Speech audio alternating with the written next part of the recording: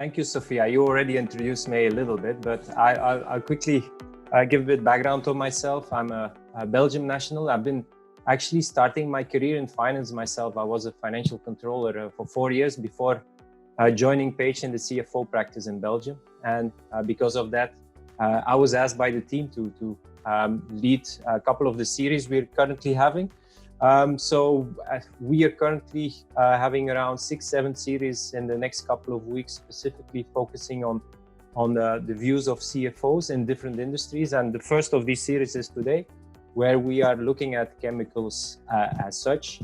And we have on the call Samir Sanghvi, who is Senior Finance Director with Firmenich. We have Sanjeev, Dhiman, who is CFO at Arkema Group. We have Maithilee, Pathare, who is CFO at Petrochemicals, and we have Amitabh, Bhargava, if I say that correctly, who is CFO and President at Deepak Fertilizers and Petrochemicals. So welcome all on the call, and thank you for joining us. Maybe before we start, Sophia, if you can run a little poll, and it's a little bit in the context of what has happened in the last couple of days. And it's the vocal for local. So I was interesting to see of how much of your finished goods are produced in India, because this is something which I could gather from the media, that in India there is still a lot of imports, and the trade balance in chemicals, petrochemicals is still very negative, and wanted to see a little bit where we are. So we have 100%, 50 to 99%, 1 to 49%, and 0%. So therefore, let me have a little bit of a look at the supply side of things while we're waiting for the answer. And I'm addressing my question to Samir, who is one of the lucky ones, who is currently in office, Samir. And I remember from our conversation earlier in the week that you of course are having a lot of your products in the essential category, and that's probably one of the reasons you're also in the office today. And I wanted to see a little bit, what are the challenges on the supply side for you, and what are you actually doing today?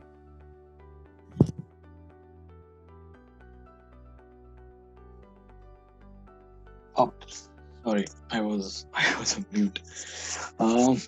Currently on the supply chain side, of course, we are facing disruption in terms of the supply of the products, both in terms of inward of the raw materials as well as the supply of the raw materials reaching out to the end customers, right?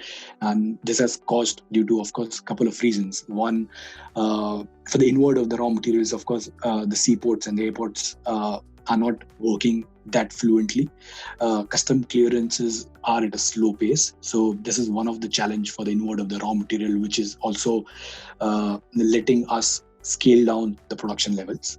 In terms of transportation, of course, it's a mix of both. If the delay, so this were of course in the initial period. Now things have started easing out. In the initial periods, we did face challenges in terms of availability of the either the human resource driving those vehicles or the vehicles themselves. Either the vehicles are available and the drivers are not available, or the drivers are not available, or the vehicles are. So it's one of them. Now with the migrant of the workers moving out more and more, I think this could become a little more of a challenge. So these were the two main areas where we were seeing the challenges. One, custom clearance, and second, in terms of the transportation of the either the raw materials or be it the delivery of the finished products to the customer. So these are, of course, very short-term problems which eventually will ease out. Have you done some things which probably will have a long-term impact on the supply side? So yeah, in order to resolve this, meaning to what we have done across the organization is also, of course, obtaining more and more visibility across the supply chain, which can only help us understand the impact of this disruption on the rest of the chain. So there's others in the ecosystem can plan and take actions as much as possible.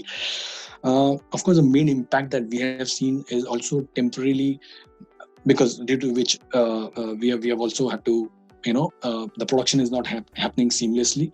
What we have done is we have introduced, we were never open in earlier days or earlier weeks, months. We were never open to supply chain financing, because this one is the most important, which plays a critical role in the whole value chain, which can only help small and medium-term suppliers have their finances much earlier than, so they don't have to wait basically for their working capital. We have introduced this. How far, how long will this go? It's kind of a wait and watch thing. Of course, there's a challenge in there as well to introduce to all of them, because there's a mismatch in the goals between treasury and procurement. Procurement always want to get materials at a cheaper cost, while treasury always wants to save cash. So collaboration is the key, so mindset change and collaboration will help this turnaround.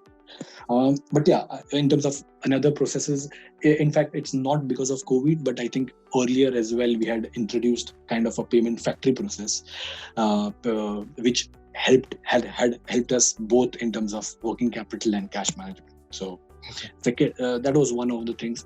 Continuous engagement with the suppliers is something that we have introduced of lately. So that has also helped us gauge through this. Thank you, Samir. So Maithilee, maybe addressing the question to you, because you mentioned when we spoke that you're constantly looking at innovation on the treasury side, maybe building a little bit on Samir's point. Could you go a little bit more on detail of that? You're on mute, Maithilee. You're on mute. Yeah. So building on what Samir said, whether it's a supply chain challenge or it is a cash management challenge, I think today the scenario that we are facing is something that we never anticipated. There were no textbook answers for any of them, and we all are kind of running, or learning on the go by keeping up with the situation, and just address the issues as they come up on a day-to-day basis. So if you talk about the cash management part of it, I think finally the customer could not get the access to the market, and that's the reason the sale could not take place. The whole cash cycle was kind of broken in the economy, and everybody faced implications of that. Everyone's receivable position was adversely impacted because of that. The inflows of money for all organizations, I think, were very badly impacted in this scenario. I would say yes, innovation is a way to go, but then I think first step is to understand what your customers' needs are. What are the implications that are coming up in next few weeks? Maybe are they really able to pay you? What is the level of their difficulty? And prepare for that internally. First of all, prepare our funding. That's, I think, a big focus right now.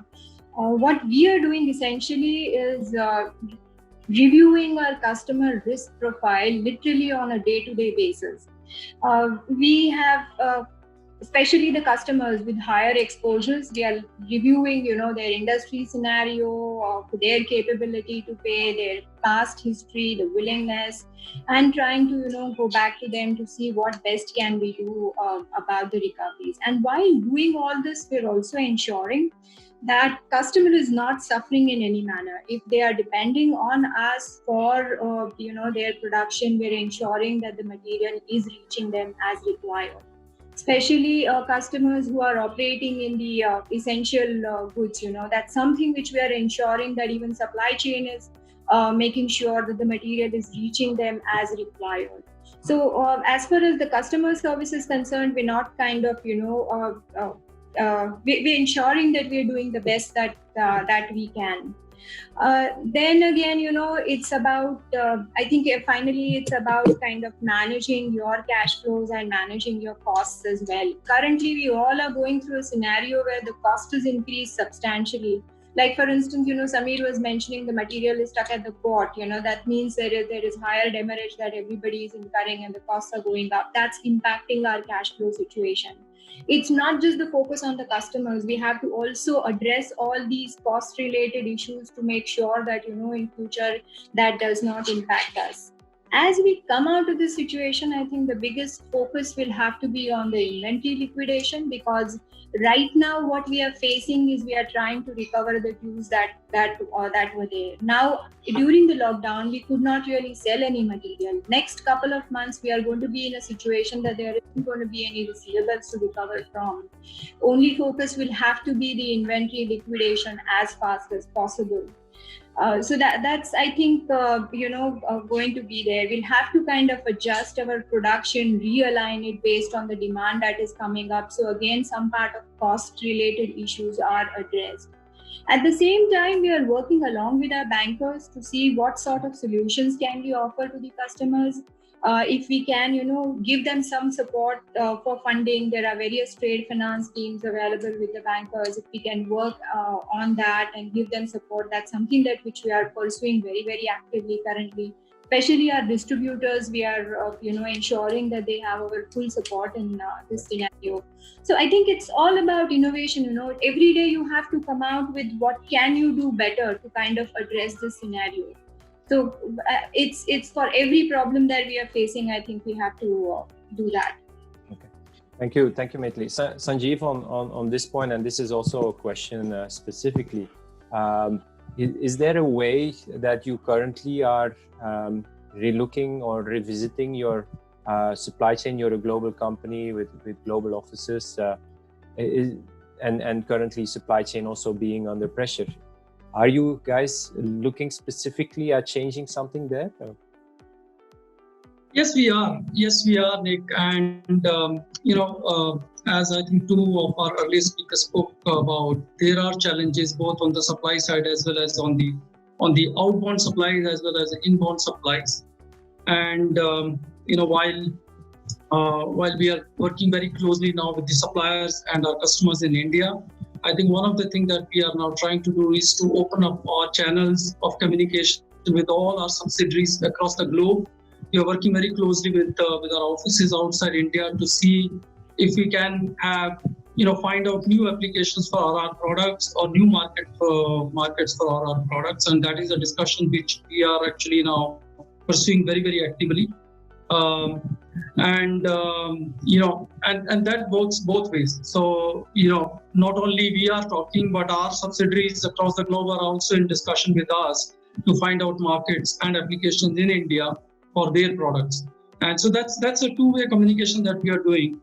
On the supply side, so, as Maithilee just said, I think, it's a challenge is on daily basis, we are facing new issues every time. But we are trying to find out, some structured answer to some of the issues that we are seeing coming to us on a recurring basis. And, one of them being, for example, is on the supply side, inbound supply side.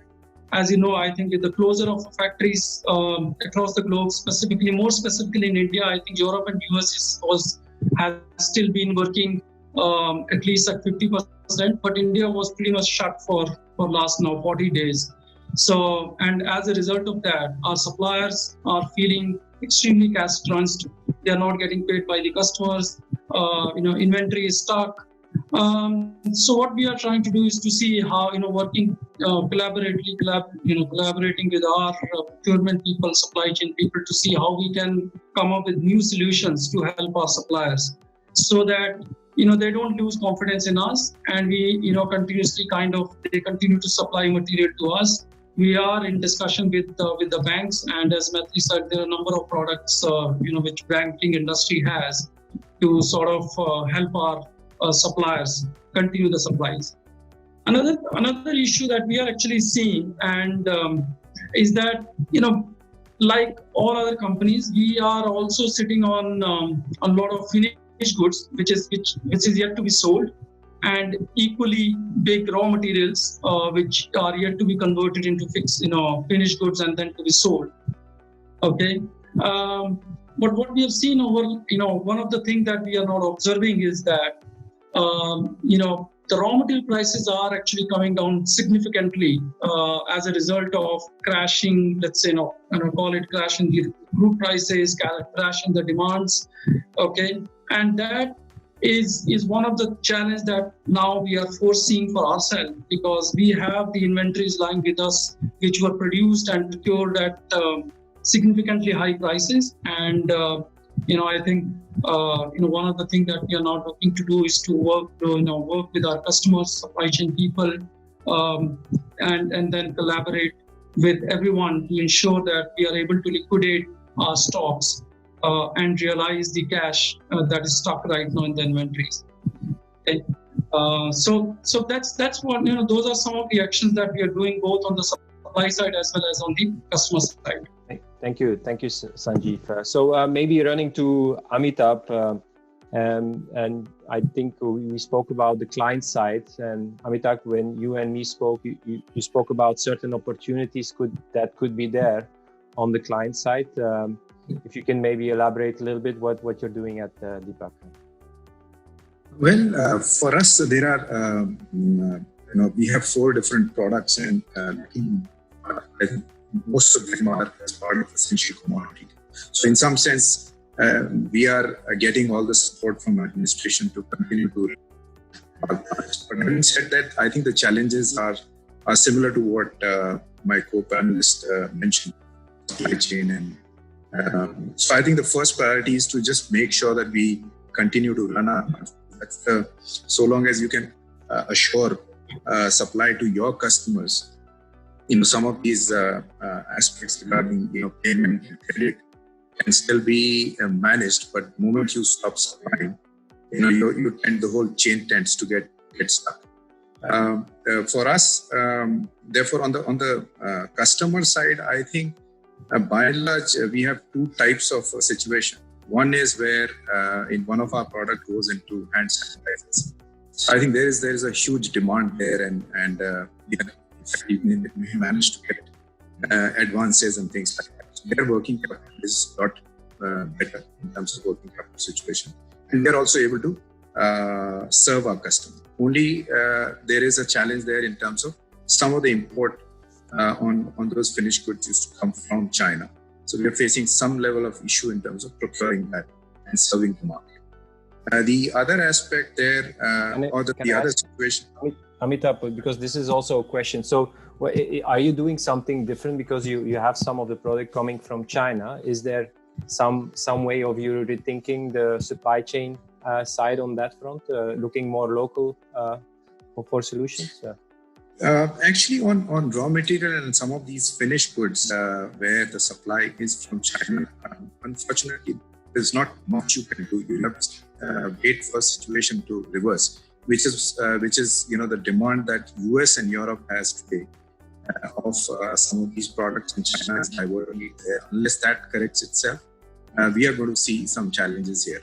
I think the challenge that we are seeing more in terms of production is not from these on the supply chain from a B2B or large suppliers, but also MSME, because some of our products require, a supply chain is a lot more complicated and longer, where you need a bag to be able to supply your fertilizer and your other product. So those are the areas where I think what we are trying to do is, and we've encouraged our commercial teams to reach out to these MSME suppliers, and many of them have not even opened because of labor issues, etc.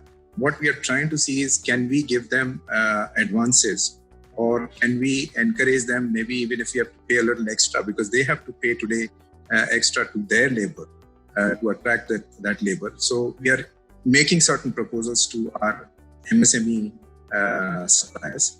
And I'm glad that to an extent what the package that has come out with which Mr. unfolded yesterday has a lot for MSME, and to that extent, I think hopefully, but it will take its own time, but I think that should gradually put some of these MSME back on track. What we are trying to do is also obviously looking at earlier for MSME customers, it's the vicinity from your plant was most critical in a sense, because there are transportation elements. We are now trying to reach out to far off MSME suppliers also, make sure that at least the supply remains supply of some of these critical, though very small items, very critical for our production and dispatch. That we find some alternate suppliers. So by and large, with large suppliers, we are trying to see if we can defer our payments, even if it's at some cost, but make sure that on the MSME suppliers, if we can propose certain advances or certain incentives so that they continue to survive and supply those critical commodities. Okay. Thank you. Sophia, maybe time just to pause and have an extra poll running. So this is more about where does your time as a finance leader go today? And there's a couple of options. So internal, which is more around people and technology. Second one is the disruption on the supply chain side. There's customer and credit. The overall cash and working capital management, and some cost-cutting measures. So maybe on the cost-cutting measures, if I just continue and maybe ask Maithilee on this one. When I speak with different CFOs, there's different approaches to cost-cutting measures put in place, and I'm keen to understand what kind of principle is Dow Chemical applying to this. Is there some kind of things that you say we can't touch this, and then other things which we're quite shrewd on, or do you have a flat cost reduction and without specifically looking at a universal principle? So there are few things that we will not touch, like when it comes to our people. Now that's something that we will not compromise on. So we're not looking at anything like a cost reduction when it comes to people. But what I'm essentially talking about is there is right now, if you see, there is a complete mismatch between demand and supply. If your operations or your production plants need not run maybe 3 shifts, if you can manage in 2 shifts, or maybe 50% of your vessels can operate, there is still a lot of possibility of saving available there. So you have to kind of, plan your production to the best of your abilities. We have a lot of materials which are imported and then sold in the market as well. So again, the whole supply chain becomes a big cost for us. And in the current scenario, when actually the supply chain costs have increased, we have to look at the possible measures how we can do it. And the way I look at it, COVID has also opened our eyes to a lot of new possibilities. So we have to kind of consider that, and when we are preparing for the future, we will have to start thinking and maybe look at those possible opportunities for cost reductions as well. A lot of us have been working very, very effectively from home. The question is that do we really need to put a huge infrastructure in place to kind of have everybody at one place in office? A lot of travel was forcefully cut down. So can't we still manage the same level of customer connect that we are managing today without much of traveling going forward? So I think these are some of the fundamental questions that we will have to answer and work on, getting those solutions going forward, rather than going for something drastic where we just kind of reduce the manpower or something of that. So that's not what we do. In fact, in Dow, we did not even delay single vendor payments at all. We ensure that there is no breakage of cash cycle from our side. At least we do our contributions. So those kind of things we are following. I think it's about kind of thinking out of the box and applying to your organization.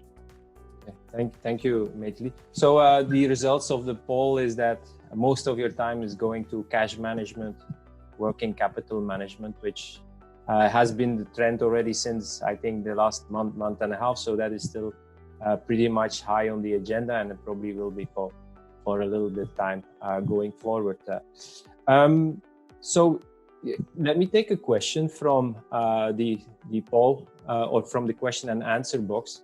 So this, I'll keep it a little bit open because I don't know who would have the best views on this, but with the whole anti-China sentiment emerging from several countries, including USA, UK, Japan, France, and with the various measures which the Indian government intends to undertake as part of its Atmanirbhar Bharat initiative, Do you actually foresee a strong movement of manufacturing from China to India, especially in the chemical sector where China till date remains the manufacturing hub for the world? If yes, do you feel Indian government and India are well equipped to embrace this opportunity? What steps should they take to gear up for this opportunity? Does anyone, I can ask it to Amitabh, maybe, if you have some views on that. Well, yes, immediate, I think, sense is that whatever you hear is that there is lack of better word, anti-China sentiment. But I think most people, if you talk to some of the the experts, I think it's too early to make that judgment that whether that's going to sustain because like it or not, there is a huge dependence on China on many sectors, and it's not overnight that you would be able to change that. And once this COVID situation is out, is that sentiment remain that strong? That's one aspect. Second, I think even in terms of being actually able to implement, because it's look, we have worked on number of, as a country, we have looked at number of initiatives, whether it is Make in India and others. Some of the fundamental aspects of making it in India, in terms of the whole logistics, particularly the interland logistics, if you are an export-oriented unit or for that matter, supplying it internally. And factors like land, power, etc. We need to, I think, do some fundamental changes to be able to attract the manufacturing units. Government, I'm sure, would take this opportunity to make a lot of reforms. But I think the devil lies in detail, and one have to see whether we are able to actually put all of those actions together to be able to get some of these large manufacturers come and start producing in India. Okay, thank you, Amitabh. Anyone? So Samir, you're part of a international company. So in your company, are discussions going on? Are you thinking to have more local focus than imports and so on? In fact, yes, the idea is definitely one to procure more and more locally.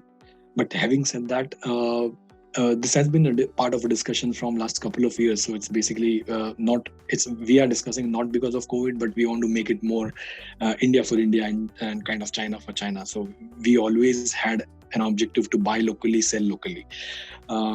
Having said that, as Amitabh rightly said, it's not going to be overnight. Exiting China is not going to be easy. But again, buying it locally, it's not going to be easy as well, because you have to get your suppliers ready, you have to develop them, you have to get their products ready for our QHSNE, get them cleared, get them through procurement. So there are a pile of challenges there before we can see it really happening. But yes, the talks are definitely on. Okay, perfect. So maybe moving on to Sanjeev once. When we were speaking, and you already brought it up as well, you are looking at newer products in the market. How do you from finance get involved in something like this, and what are the actions you personally take to make sure that you can advise the management to take the right decisions? So look, Nick, I think there are a couple of aspects to this. One is the new applications and new market for our products. Okay, so that is what we are talking about, is essentially what we are producing currently in India. We look for new applications for the same product without making any major tweaks to our current product. And number two is to look for new markets. That's basically is something that we are trying to do on an immediate basis.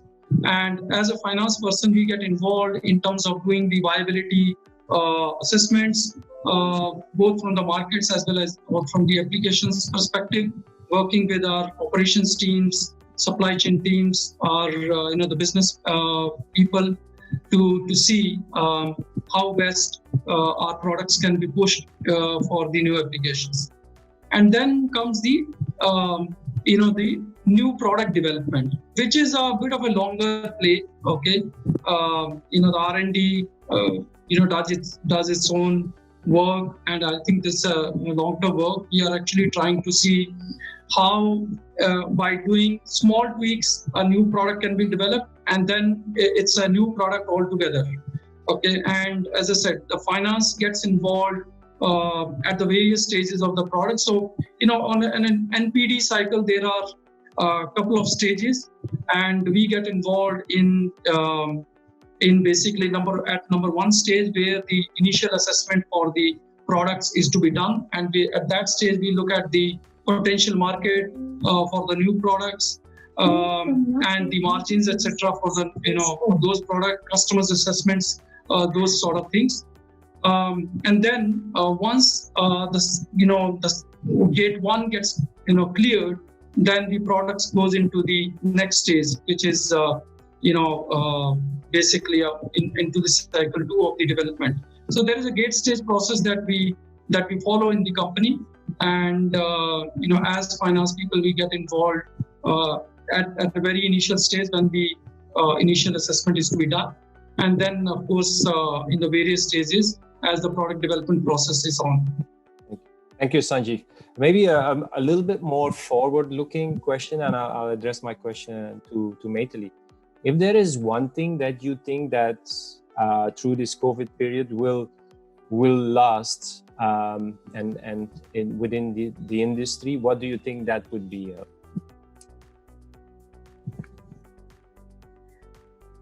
Okay, so if you ask me, if the bright side of COVID that I look at, or the bright side of the lockdown that I am looking at, I think it will hopefully, push us to ensure that we are completely technology driven going forward.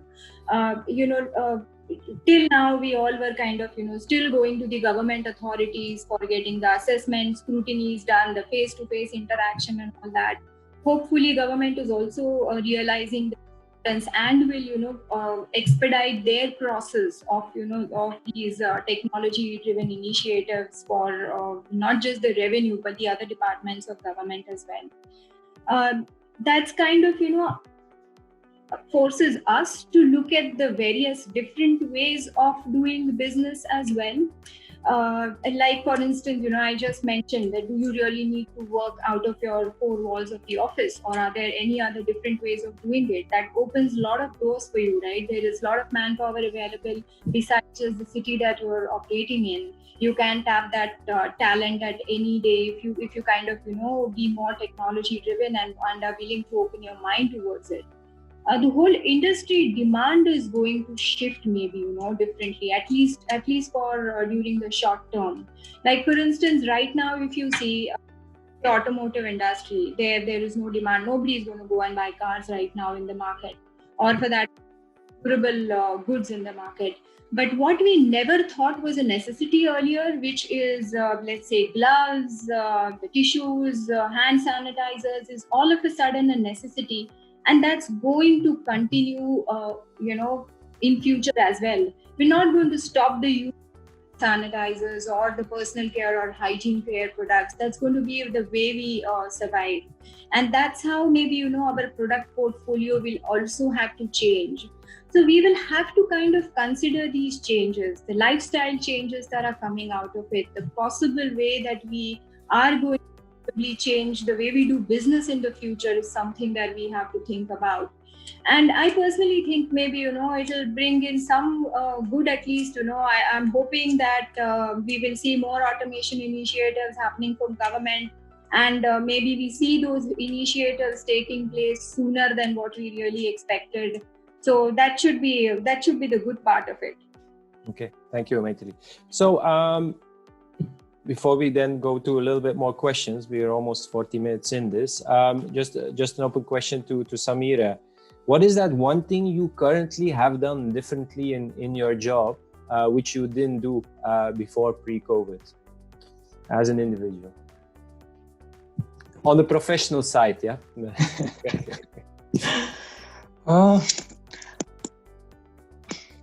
I think getting more and more visibility on different areas of our work. So, for example, pre-COVID, finance was never a part of kind of supply chain discussion.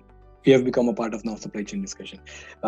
Cash, we were never on the top of it, but all of a sudden now, I think the way things are going, we are taking so many measures to preserve cash. So this was few things. This were never our priorities, but all of a sudden this has become our priorities. Digitalization, for example. Of course, we were on it, but I think we have ramped up so that things can fall in place even post-COVID. If we have to come out and we have to still continue like this, what we are doing, our infrastructure, the ways of working, people have to feel safe and secured. So these are a few things that has come out of the way and have become a priority over the last few days or few weeks. Sorry. Okay, thank you. Maybe last question for Amitabh. Amitabh, when we spoke on the credit for customers and managing credit risk, you spoke about LCs. Could you elaborate a little bit on that? One is while all along we were trying to see if from our customer standpoint, at least the large customers were capable of giving us LCs for our sale. We tried getting that, but I think many a times where so long as the customer was a good paymaster, a creditworthy large client, we didn't insist on necessarily on LCs. But today, because of from a working capital standpoint, it's cash is better than having debtor in your book, even if it allows you to take working capital. I think that is a point that we are.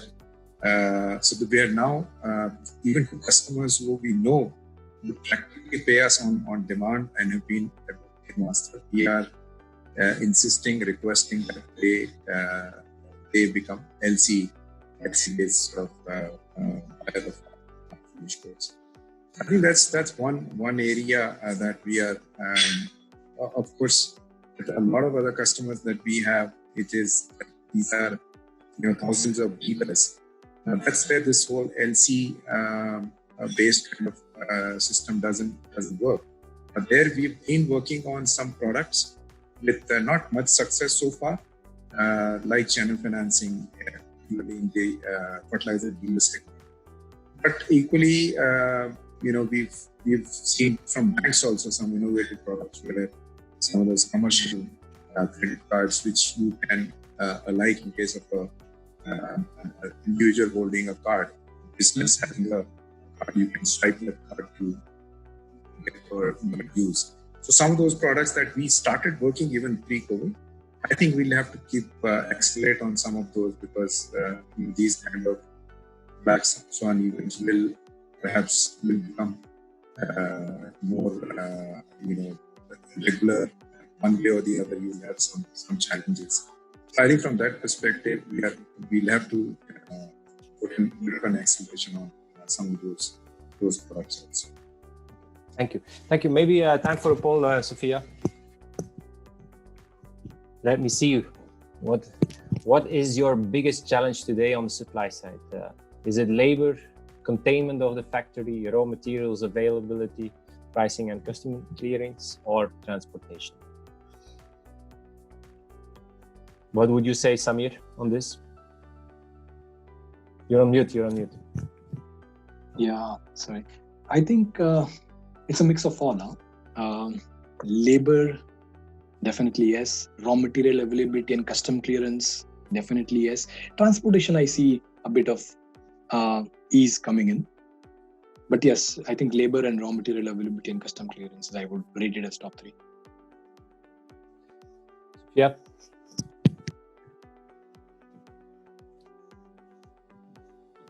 So a lot of people on the raw material and labor. Yep. There you go. So quite similar. Or they just listen to you and they copied your answer. That's the other possibility. Yeah. But it's good to see that containment of factories is actually for a lot of people not the biggest problem. When I had a similar conversations in the pharma industry, it was a lot about factories and the containment zones and so on. So it was slightly more complicated. Okay, so let me go a little bit to the question. So I have a question of Vaibhav Gupta here. I think we already went through it, but let me still have a look at it. Many chemical companies import some key materials from specific countries. Do COVID situation prompting you to rethink, develop alternate options locally in India, albeit a higher cost if required, or continue with all partners abroad for cost optimization? So would you, let me rephrase it, would you today take a local supplier versus an international one, although the local supplier is more expensive, Sanjeev? Or would you still go for the international supplier? No, well, I think it's a difficult one. I wouldn't say that we will jump on a local supplier only because, because let me say, I think for a lot of our items and raw materials, local suppliers were always available, okay? It's not that they are emerged all of a sudden now, okay? We'll have to look at the situation, how we go forward and what sort of supply chain challenges we have in importing material from different countries. Fortunately, we have not had, so much so far. And, that is also partly because, the factories have actually not been really operating at the full capacities. Okay. But of course, if our, the raw materials which are locally available, they fit into our, Q&A requirements, into the specifications and other parameters, of course, we will, we have that process in any way regularly to evaluate suppliers on an ongoing basis. So we'll definitely look at suppliers if they are locally available, provided they fit into the parameters. Even though they would be more expensive if they fall into the parameters? No, I mean, look, I think this is I'm actually answering more general questions. So look, I don't think anybody will buy material even though it is more expensive. I think, India will have to become competitive and ensure that, all the products and materials are available at the competitive prices. Because let's not forget, when we sell our finished product, we don't sell only in India. We sell to outside markets as well. Okay. And, we are pretty much competing with a lot of other companies and other players in outside markets. So I think price is an important criteria and important, parameters, variable of assessment. So, I wouldn't say that we'll jump at it even though it is more expensive. Yeah, makes sense. Otherwise, competitiveness go down. Samir, you want to say something? Yeah, just to add on to that, of course, one of the variable is also the lead time that we will get a benefit over, right? Meaning import versus local. So the availability of the raw material could be much quicker than on the other side when we have to import. So yeah, it's a trade-off that you have to do. Yeah. So, but anyone has changed their views through pre-COVID, through maybe a global directive or a head office directive in terms of, okay, let's be a little bit more flexible on the cost as long as we get the supply chain slightly more secure? Not necessarily. Okay. Let me go to the next question from Punit Sanganiria, if I say that correctly, Punit. What are your views on global MNCs looking at exploring inorganic route for establishing presence in alternate supply destinations such as India? What are your views on M&A outlook for specialty chemicals industry over the near term? Maybe Amitabh, if you have some views on this. Well, I wouldn't know so much about the specialty chemicals, so most of them are our customers. So our products are more on the sort of intermediate sort of products which go into specialty chemicals. But are you at Deepak looking, for example, of course local, and are you looking at newer ways to establish yourself in different segments in these markets, or are you very cautious and there are some opportunities which are immediate opportunities that have come about, and they are downstream of our existing products. So we are entering there, I would say, fortunately, the capital employed there is also not that large. And to that extent, it's easier to make that decision. But wherever the capital employed is large, and you are taking a 20-year call, I think the immediate opportunity may look good, but we don't know when the situation comes back to normal, whether that all the demand side of estimation would sustain or not. So I think there, while not that we have anything immediate, but I would say whenever we do look at any product which requires a large capital to be employed, either a new campus or something, one has to be absolutely sure that the demand estimation is not getting colored by the COVID situation, and it is more, a sustainable kind of demand. So there's another question of Dhaval Parekh, maybe a little bit closer to you. So where he says, look, your country under pressure in your industry, and there's cost control, cost optimization, cash conservation happening in the next 6 to 12 months. But the farm input sectors, where fertilizers, of course, a big one, is one of the fastest growing segments in the chemical industry, and one probably least affected from a demand perspective. Is there, how do you manage that? How do you grow your demand, or you grow your top line while you actually can't spend more money, or need to keep your cost base in check and your credit risk in check? So in our case, we actually have enough surplus capacity today in case we want to serve a larger demand. And the demand, in case of fertilizer, it's a function of the opening inventories in the beginning of the year, what is the prognosis for monsoon rains, etc. And of course, the ground up demand estimation that your sales force does. Now, based on that, we have to constantly take a view whether we want to increase our capacity utilization. That in today's environment has one challenge. That is that if you say that yes, you want to run your second train or third train or whatever, you have to procure your raw materials in advance. While the visibility on whether your plants will continue to run unhindered, that you'll be able to evacuate your finished goods unhindered, all of that there is a probability attached to it. So you really need to be sure that when you decide to increase your capacity utilization, which in certain markets, and particularly in fertilizer market, that's the case, as he identified. Demand is good. We are not seeing that much of demand. In fact, demand seems to have gone up. Now, to that extent, we'll have to take a view whether we go ahead, procure raw material for running our capacity utilization, and have to deal with an uncertainty if anything goes wrong in the entire supply chain side. Versus maybe meet the demand by way of trading or importing some of the goods where you know that supply chain is shorter, and you may be able to manage your working capital uncertainties. I think that's the play we are constantly doing, and there, the estimation in terms of what will happen in the next 15 days on labor, transportation, and supply chain is constantly ongoing sort of assessment. It's like it's a balancing act.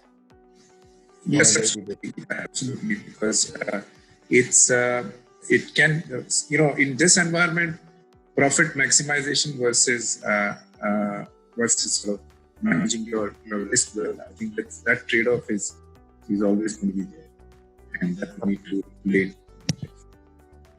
So there's a question, Maithilee, from Gunjan Agrawal. How the industry will come out of the problem with the labor migration, and do you see that as something which will be long term and really impact you? And are you looking as a company to maybe more in the mid and long term automate the manufacturing or any other processes?